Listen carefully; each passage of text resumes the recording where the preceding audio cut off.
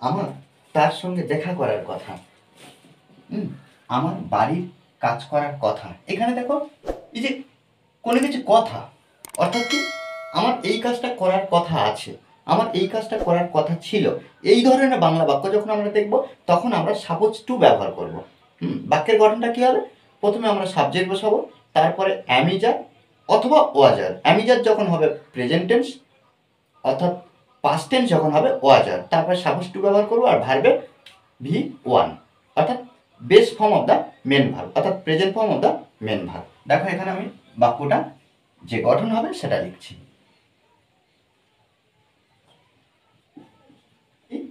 Subject am is are ওয়াজার, তারপর suppose two ব্যবহার করবো, তারপর V1, তারপরে কি বাক্যের অন্যান্য অংশ যদি থাকে আমরা লিখবো।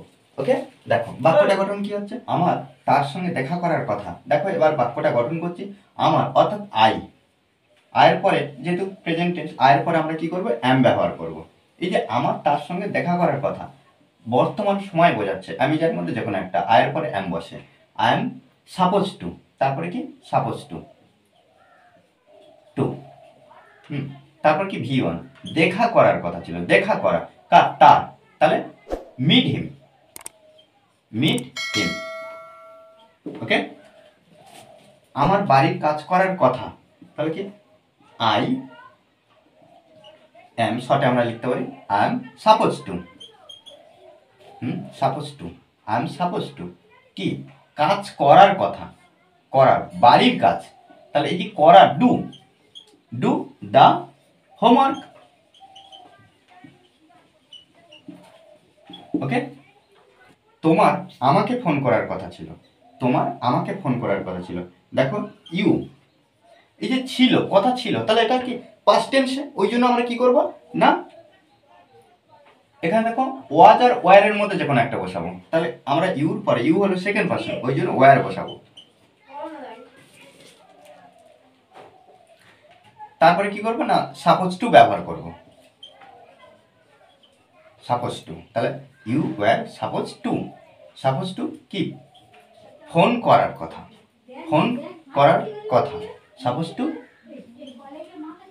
কল, কাকে, আমাকে, মি, ওভার দ্য ফোন,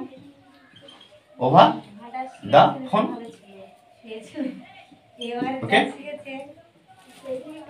আমার কিছু পান করার কথা না, এই যে যখন কথা তখন আমরা সাপোজ টু ব্যবহার করছি, কিন্তু এখানে কথা নয়, তখন আমরা নেগেটিভ ব্যবহার করব। নেগেটিভ ব্যবহার করতে হলে একই গঠন, শুধুমাত্র কি করবো, হেল্পিং ভার্বের পরে নট বসাবো। বাক্যটা তাহলে কি,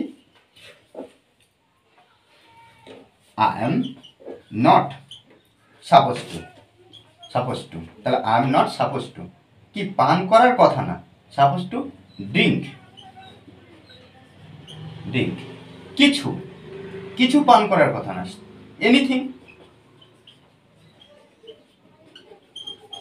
দেখো এইভাবে কিন্তু আমাদেরকে বারবার প্র্যাকটিস করতে হবে। এই এক্সপ্রেশন ব্যবহার করে আরো নতুন নতুন বাংলা বাক্য সংগ্রহ করতে হবে, করে কি করতে হবে না, আমরা এই পদ্ধতিতে ইংরেজিতে ট্রান্সলেট করব। ওকে, আর এই ক্লাসটি ভালো লাগলে অবশ্যই লাইক, কমেন্ট, শেয়ার, আর যারা এখনো পর্যন্ত চ্যানেলটি সাবস্ক্রাইব করেনি তারা অবশ্যই চ্যানেলটি সাবস্ক্রাইব করে পাশে থাকবেন। Okay, thanks for watching this video.